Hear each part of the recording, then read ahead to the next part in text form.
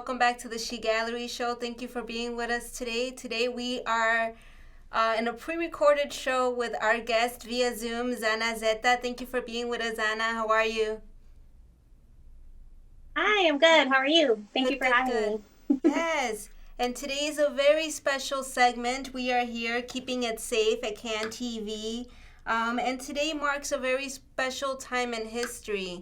Today marks the 100-year anniversary since women's suffrage. So because of something that took place in 1920, we are able to today vote.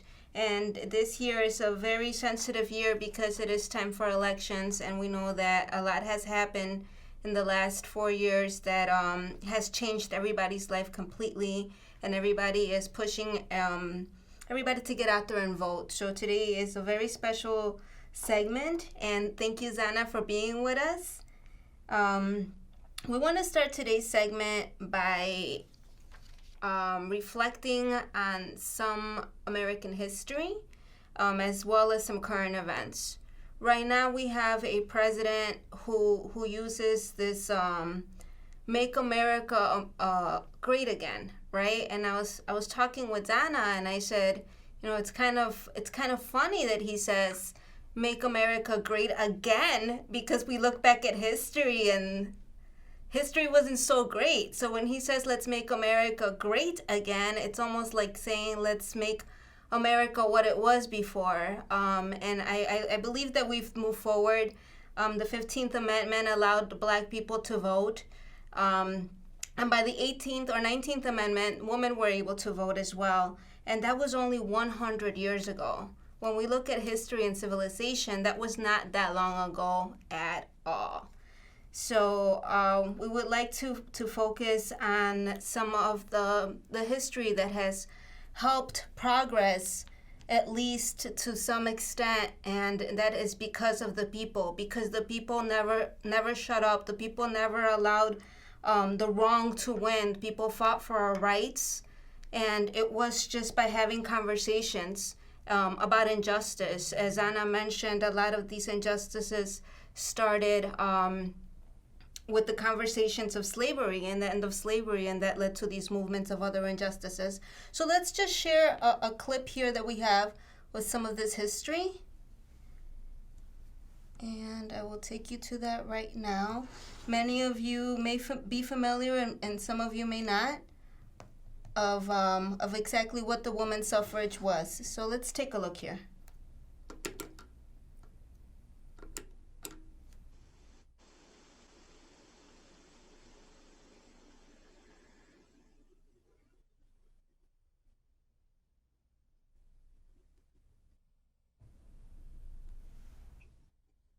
Cohen. So sorry.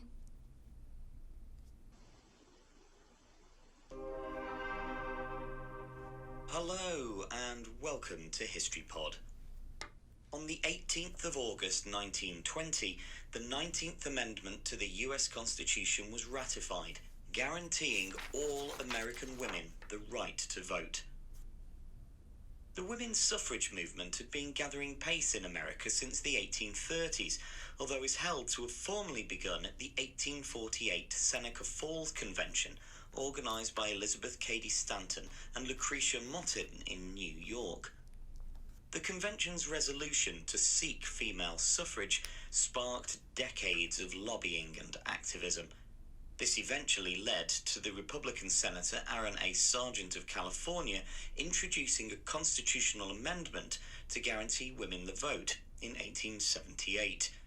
However, despite having found this supporter within government, the women's suffrage bill didn't make it beyond the committee stage until 1887 and was subsequently voted down. While the battle for a federal law for female suffrage continued to rage, the newly formed National American Women's Suffrage Association began to focus on state-level change. By 1914, 8 states had passed women's suffrage legislation. Nevertheless, a new constitutional amendment was rejected, which only prompted a more militant campaign from some suffrage supporters. 4 years later, and having recognized the enormous impact of female support for the war effort, in 1918, President Woodrow Wilson expressed his personal support for women's suffrage. Although the federal amendment continued to face opposition, it was eventually passed by the Senate on the 4th of June 1919. It took nearly another year, however, for the amendment to be ratified. Tennessee's House of Representatives, the last to vote, eventually approved the amendment on the 18th of August 1920 by 50 votes to 49. This secured the 2/3 of states required for ratification.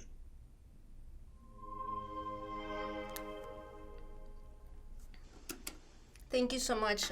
Thank you so much for watching through a little bit of that history. Now let's talk a little bit with our guest here, Zana. As you just watched, it took a lot of struggle, and it took 72 years before this amendment could pass. So it's been a very slow progression. Again, I want to remind you that this was only 100 years ago. That was not that long ago at all whatsoever. And we are still fighting for equal rights. Even though we are able to vote, women still are not paid enough. We're not paid as much as a male ever will be. And we have a lot more healthcare needs as well. So Zana has been extremely involved with voting, with elections. She is an artist. She is an activist. She has been with us in the past, and Zana continues to advocate both for voting and for women, both. So, Zana, can you talk to us a little bit more about your involvement with voting, with elections, and tell us why this is important to you? Sure. So I started as a volunteer, really. I was really kind of in a place of unsure. I was unsure about where to go after an election that didn't go the way that I wanted it to go. And what I ended up doing was getting involved, and I became involved in Chicago Votes, which is a nonprofit also that deals with policy. Like I say, we talk about policy and we listen to trap music. So, but to me, the most important part of being involved was that I really just wanted to be able to have something to do. I feel like even now with everything going on in the country, where there's all kinds of things that are happening, people are just kind of stuck. Like they're in a place where they don't really know what they can do. So for me, that was getting involved in voting rights activism, because I believe that the right to vote is a constitutional right. It's no different than having human rights. So that's really why I'm more involved than anything. Mm-hmm. And that's very important. One thing that also I was talking with Zana about was I was recently reading a 1954 magazine, and this 1954 magazine focused on beauty and on being a woman, and the definition of beauty and being a woman was extremely, or the conversation was extremely important. It was an extremely important conversation for women to stay beautiful and to be marriageable. There was actually a course during this time, during the 1950s, and I laugh now because it's like I couldn't imagine being in a world where I'd have to take a course so that I could be marriageable, so that I don't have to worry about a future to secure this marriage, so that I needed to be pretty and I needed to make sure that I was a good housewife so that I could have any kind of a future. And I mean, when you were 25 years old and not married, oh my God, you were considered a hag, so it was something that we really depended on a male for any kind of, or even for food, to take care of our children. And this was a really, really hard fight that women continued to fight. We're talking about the alcohol abolition. I remember when I was in school, I learned that the reason that this happened was because men would go after their jobs when women couldn't work.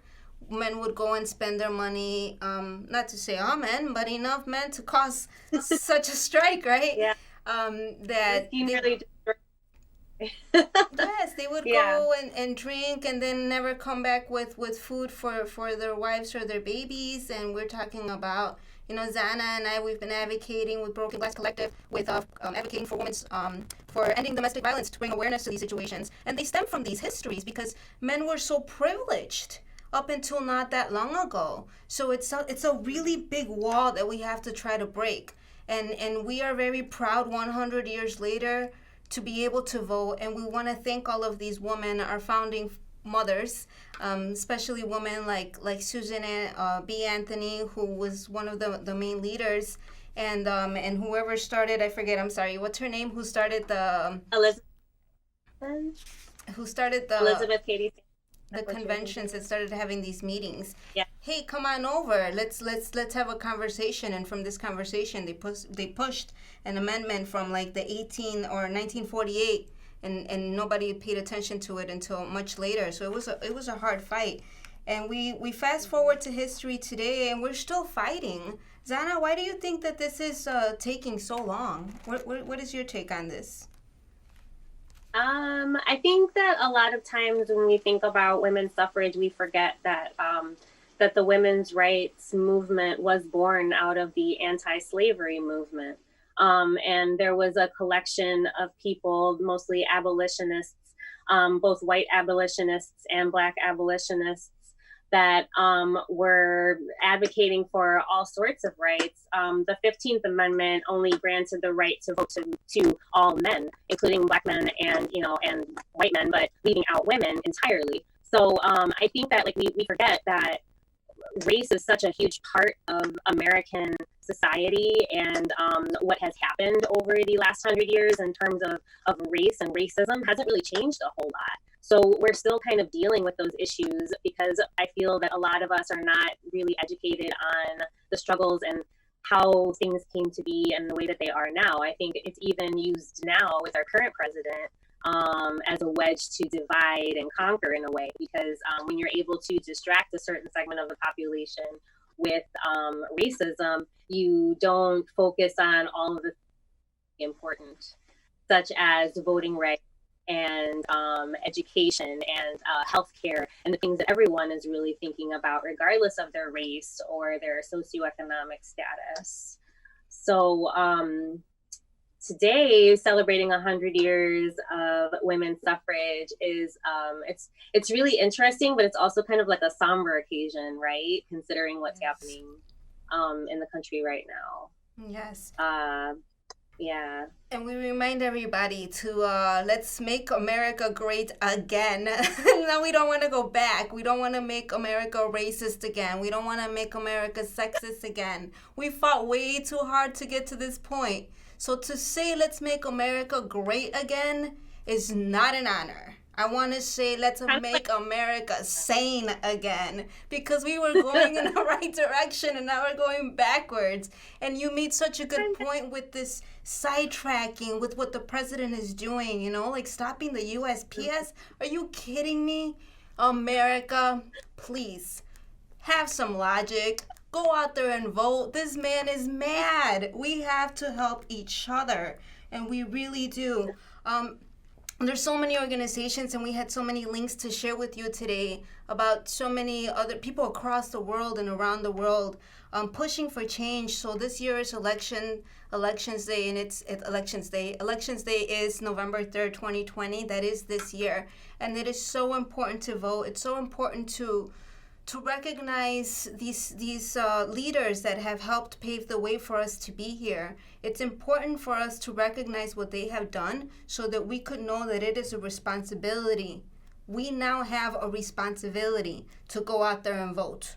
Yesterday we watched the Democratic Convention, and it was such an honor to see minorities like Eva Longoria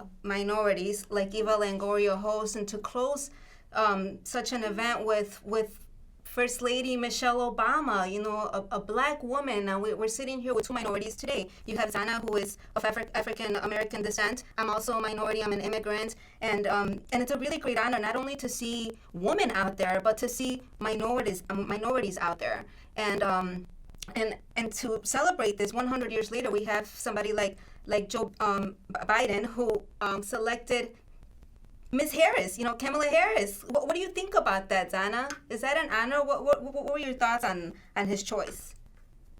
Yeah, I think I think that I'm appreciative, all politics aside, I think I'm appreciative of the history that is unfolding right now. I think it is really, really important too to also like educate ourselves about where a lot of like the racist rhetoric is coming from, and like the misinformation that really informs that rhetoric and kind of keeps it going. I actually, because of Kamala Harris, have been trying to learn more about the history of Jamaica, because she is of Jamaican descent, and she's like Jamaican and I want to say Indian American. So an Asian American. I mean, like that's just such a historic thing. I mean, I don't want to like gloss over the importance of that and talk about politics. But I think it's really, really, really important also to stay focused and say, okay, where is it that we want to go?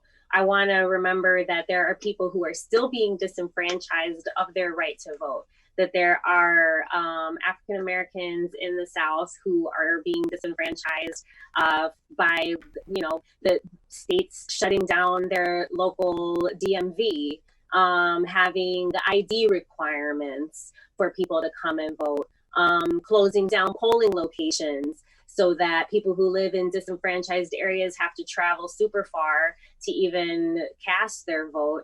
And when they get there, if they don't have an ID, they might not be able to cast their vote at all. You see that even more now with the president threatening to shut down the United States Postal Service. So there's so much that's happening right now. And the most important part of that is that voting is important. And if it wasn't, they wouldn't be trying so hard to keep people from being able to vote. Threatened. That is called a threat. They are threatened. And that is such a really good point. Yeah. It's not... Mm-hmm. It's no different from back in 1920 when women were granted the right to vote. One of the myths is that Black women weren't able to vote. They were able to vote in some places, but there were many places where they were also confronted with, and Black men, intimidation tactics. Ida B. Wells was involved. She was a famous journalist and anti-lynching activist. Lynching was used as a form of intimidation in a lot of places to keep people from registering to vote. So I feel like the parallels with then and now they're like, it's like a 5-alarm fire. That it's important to protect these rights, clearly.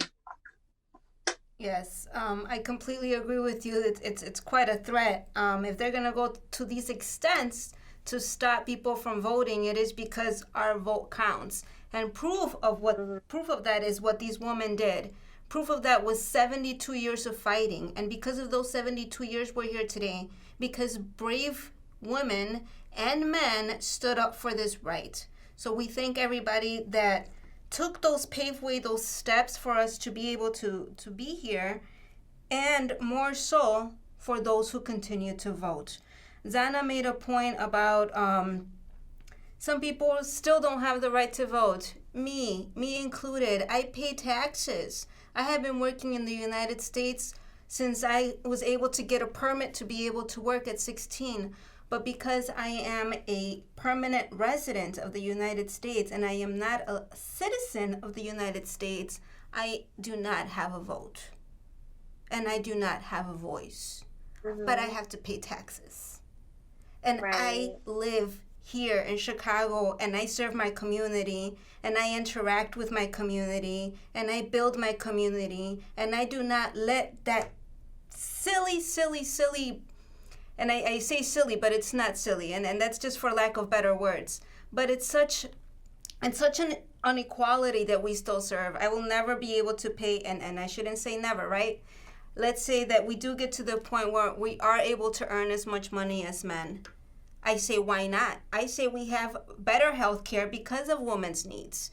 And we end up spending a lot more money because of these needs. So these are just women's needs that are completely being ignored. And we still have a lot to say, so we'll continue to roar. I'm going to share a clip here with you that we put together, that I put together, and then we're going to move on to check out the importance of artivism and where art takes a place, and we'll share some of Zana's artwork. So let me just take this clip back and share with you. So sorry. I'm going to go back.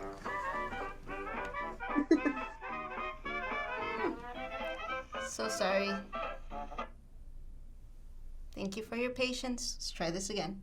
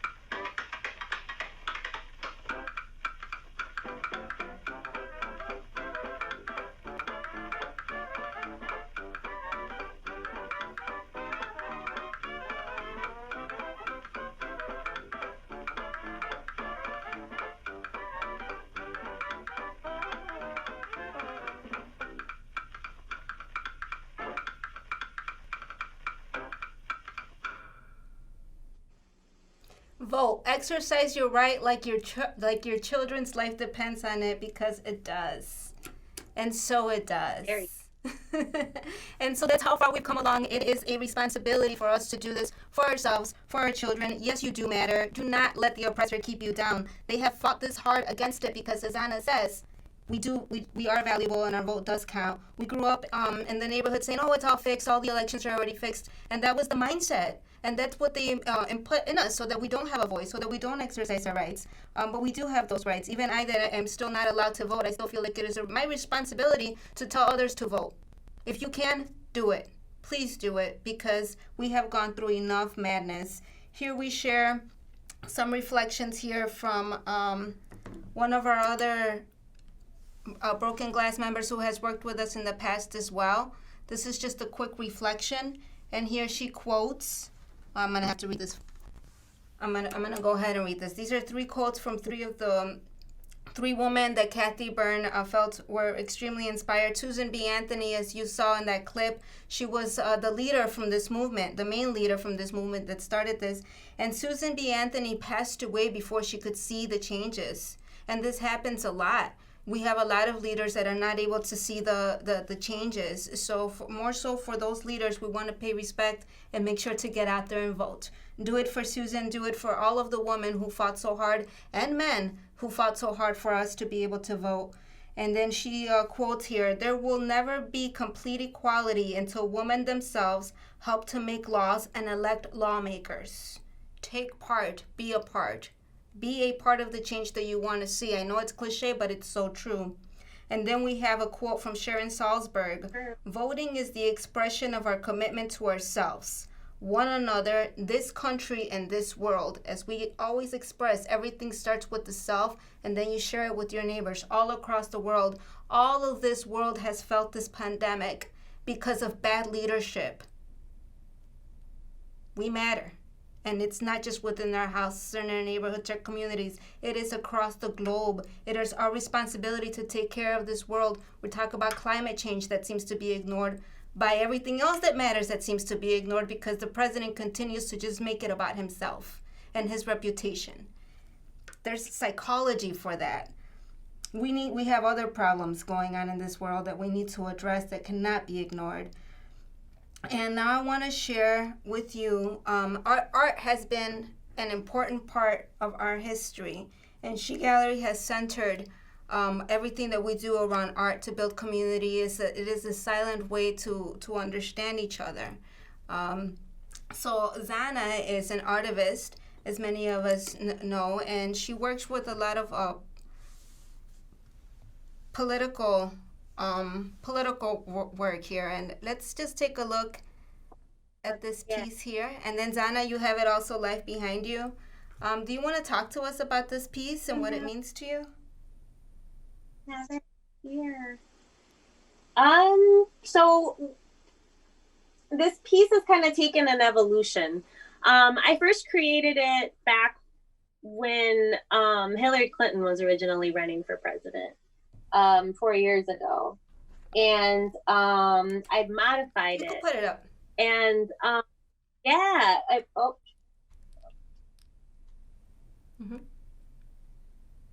anyone who knows me may know that I am a fan of horror as a genre. So what I did was I based this painting on the horror film Carrie, which if you are not, say that again.